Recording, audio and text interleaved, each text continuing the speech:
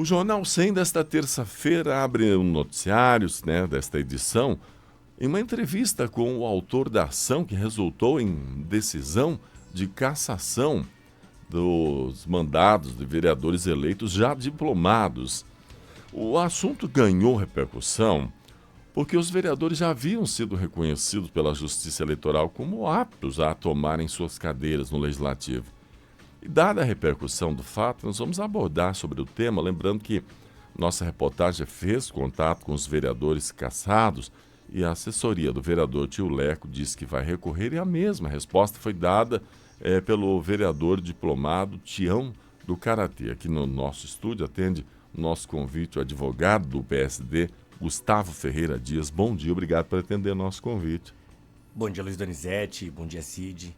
É um prazer estar aqui falando de um tema tão nobre, né? Que são as eleições de 2024, que ainda tem alguns desdobramentos. Sem dúvida. Estou à disposição, então, para quaisquer perguntas ou dúvidas aí sobre essa ação. Como foi identificada essa suposta candidatura fictícia de Raquel Moraes, né? Quais provas foram assim apresentadas, elementos que levaram a caracterizar indícios de fraude eleitoral propostos aqui na ação? O que motivou também essa entrada da ação contra o Partido Progressistas e a coligação?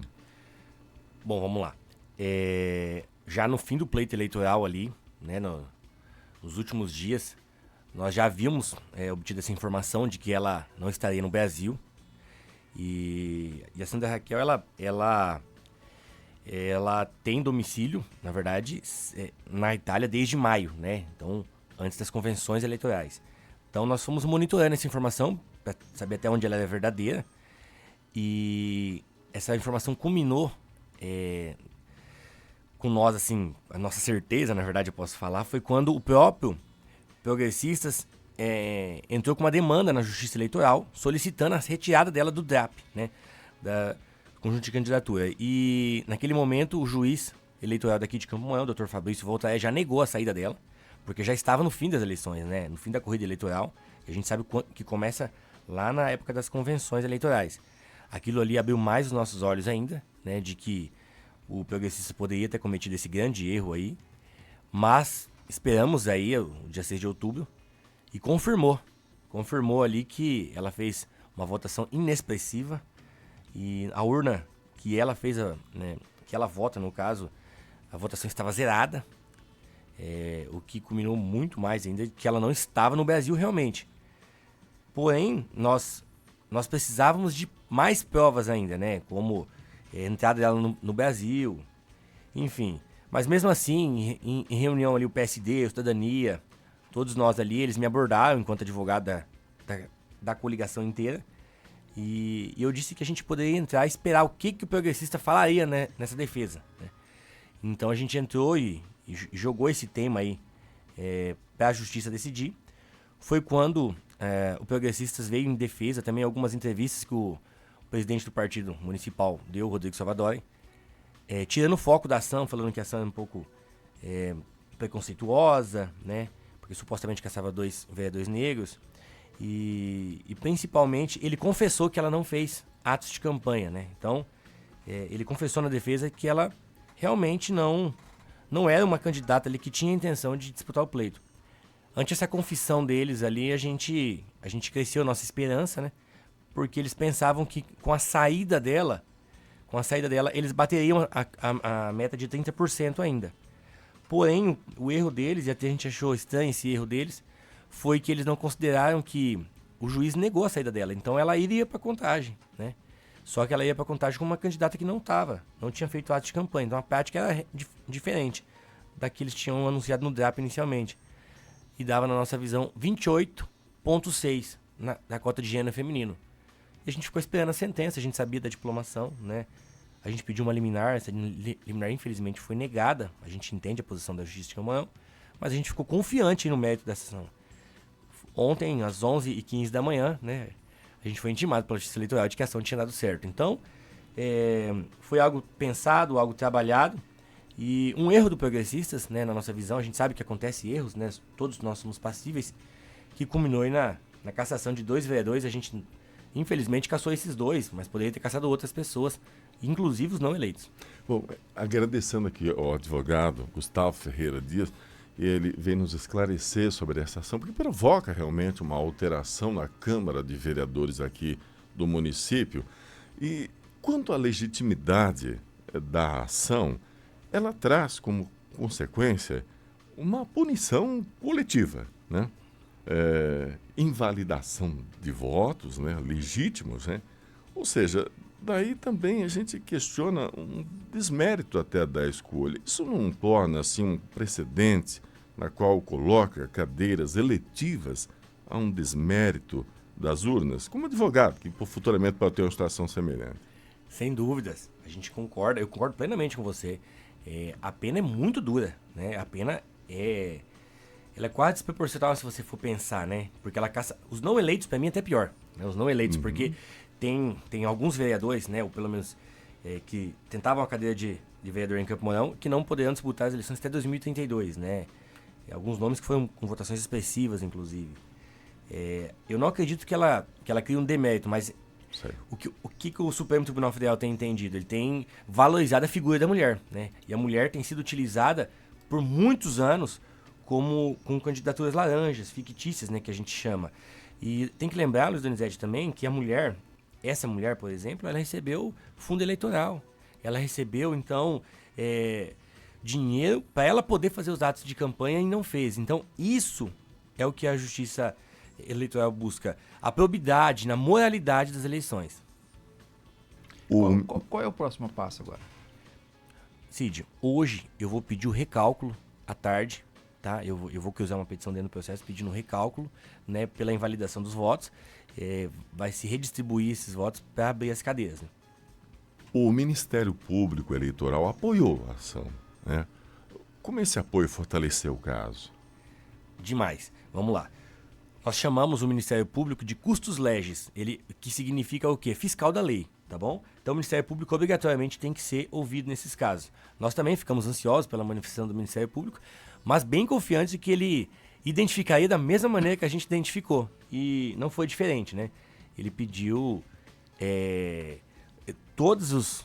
na verdade, ele ratificou todos os pedidos que a gente fez, né? Na inicial. Ainda mais ele também pediu a inelegibilidade do Rodrigo por 8 anos. No entanto, ele não pediu a inelegibilidade dos outros candidatos por 8 anos, tais como o Sebastião Galdino e o Tio Leco. Ele não pediu. No entanto, nós pedimos inicialmente, e o juiz não foi com o Ministério Público nesse ponto em específico, mas foi com o nosso. A caneta do juiz foi mais pesada que a do promotor. Muito pesada. Se você ler a sentença, inclusive, ele usa termos assim como motivação pífia, ou termos pesados mesmo, assim, de que eles tentaram ali fraudar, e ele adjetivou de uma maneira bem grande. Eu ia perguntar exatamente como é que interpreta essa decisão da inelegibilidade aí, né, de todos os candidatos da coligação, alguns por 8 anos. Isso é comum nesses casos, né? É comum.